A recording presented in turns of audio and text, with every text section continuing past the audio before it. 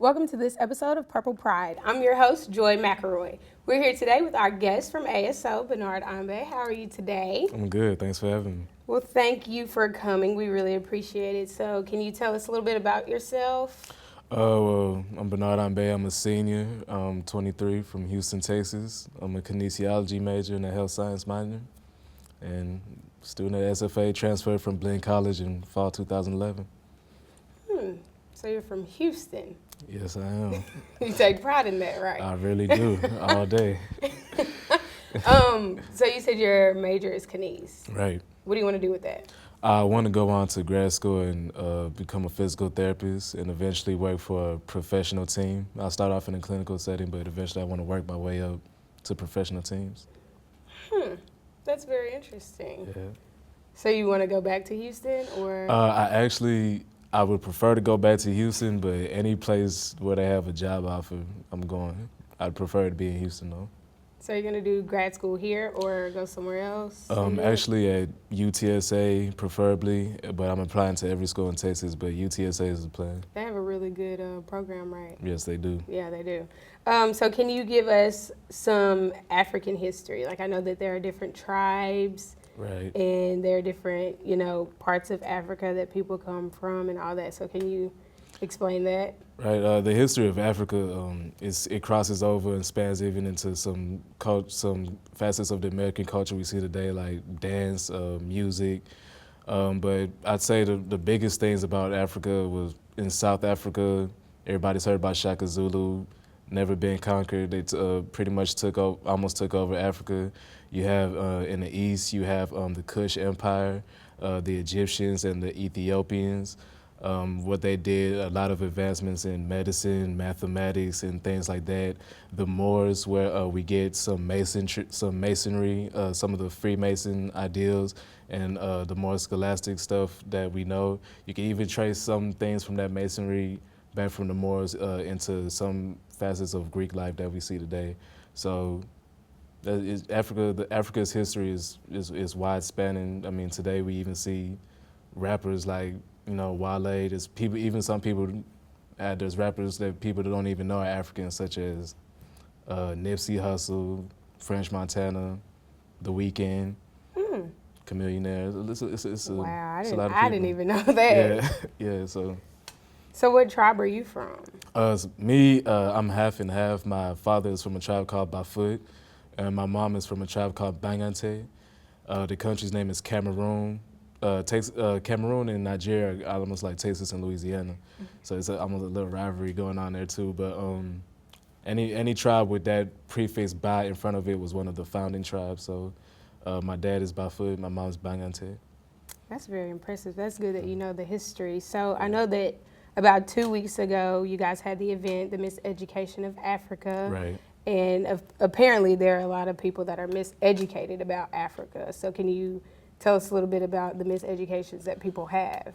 So some of the things we just want to touch on are just misconceptions that people may have on Africa based on biased opinions that the media has given them, or based just off of not knowing. A lot of times the people's perceptions of Africa through the media are, a hungry kid with a bunch of mosquitoes around their face, but they don't know about all the nice things that was there. For instance, the first time I've ever been to a 5-star hotel was in Africa. It wasn't here. So, I mean, it was just to, get the word out there that, not everything about Africa is bad. There's a lot of things to be proud of that come from Africa, such as what I told you about the Moors and the academic contributions they've made over the course of human history. And it was just, just an event just to enlighten people and really have them understand what's going on with Africa, and not only currently, but in present day, how we see Africa, where we can trace those things back from. So we just discussed things like religion, the missionary history of people that came to Africa. I mentioned to you about the Kush Empire, and we also talked about the slave trade, how actually 5% of slaves made it to America. The rest were in the Caribbean countries and the South American countries. Mm-hmm. So really there's a little bit of African in everybody. So we just talked about things like that, just enlightening people, giving them some history. Well, that's good. We actually have some live footage that we got from the Miss Education of Africa event.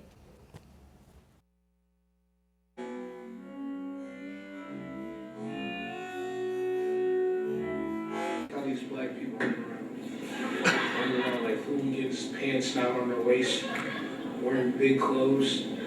Some of them don't even own suits.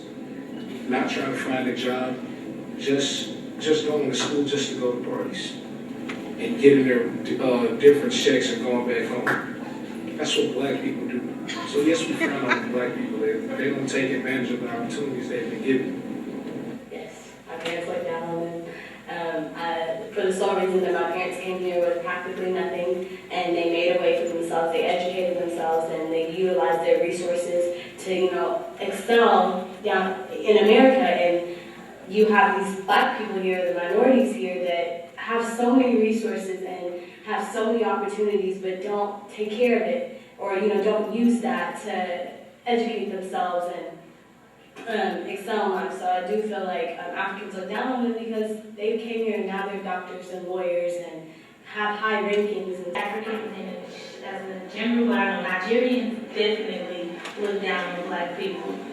For my grandpa, he's Nigerian, and he takes it as you take what you get and you settle with it. Say you can make $12, but they only give you 10. Well, at least I got $10, so I'm gonna settle with that.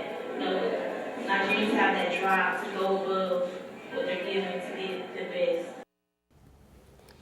So the event went well, apparently, Right. and you guys got a lot of information out. So can you just give us a little history behind the foundation of ASO? Well, ASO is it was founded here at SFA in 2001. That's when they became an official organization at SFA. But the organization itself is nationwide. There's several chapters all over the nation, from Florida. There's several chapters in Houston. We're actually getting ready to have a conference this weekend, and we've been active here, and we are under the Office of Multicultural Affairs in the Student Center, and that's the history at SFA of African Student Organization. So what is the purpose of ASO on SFA's campus? Well, ASO is made up of Africans, African Americans, Hispanics. We actually have any group you could think, white people, everybody comes to our meetings, is welcome to our events, and our purpose is to promote diversity and unity on the campus through awareness of the African culture. And we do that through our programming, whether it's an educational thing like the Miss Education of Africa, or like our talent show and entertainment thing, or maybe if it's a philanthropic event, that like the Nothing But Nets basketball tournament, where we basically had a basketball tournament to raise money for the Nothing But Nets, for malaria relief in West and Central Africa. So we just fulfill all our endeavors just through different types of programming on campus. Apparently, you guys have a lot of events. Right. And you guys love to do events for the campus and for, the student body, so they can, what is the purpose of you guys and why you guys put on events? Well, at SFA, other chapters of ASO, such as the UT chapter or the FAMU chapter, they're bigger schools, so they have bigger conferences. They have big attractions that draw a lot of schools there. But us being a smaller school, the way we can impact our community immediately is through the programming. So if you have a talent show, everybody's going to come out. It's a talent show. So, but we use that as we might say it's a talent show, but we donated 20% to Nothing But Nets of the money that we made there.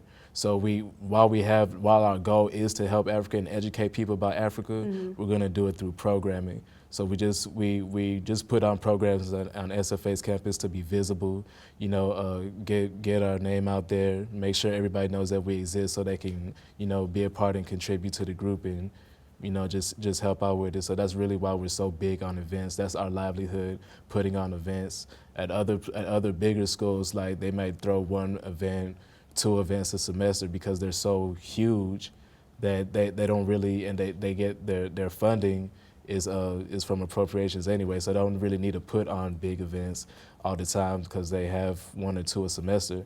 But us, we're always constantly putting on events, and they do too, but we just have a bigger focus on programming for the campus. Well, that's very impressive.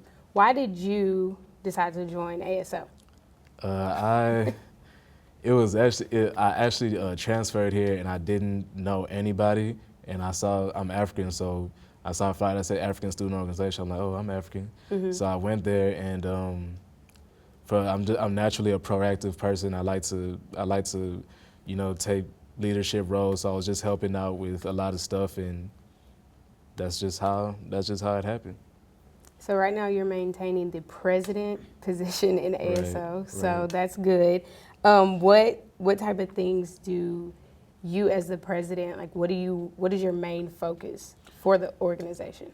My main focus is just to make sure that we stay on task in fulfilling our purpose, which is to promote that diversity and awareness and unity of the African culture.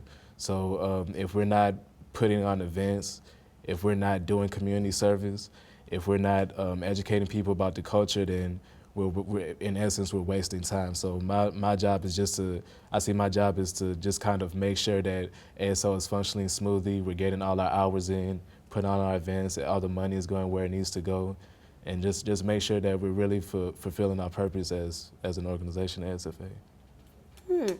What's the next big thing for ASO? You guys have any events, trips, or anything coming up? Yeah, we Miss Education of Africa was our last kind of big program, but we have the conference trip coming up November 28th through December 2nd.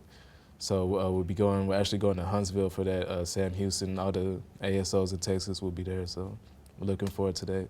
And we also have a lot of big things planned for next semester. So is there anything else that you want to tell us about ASO?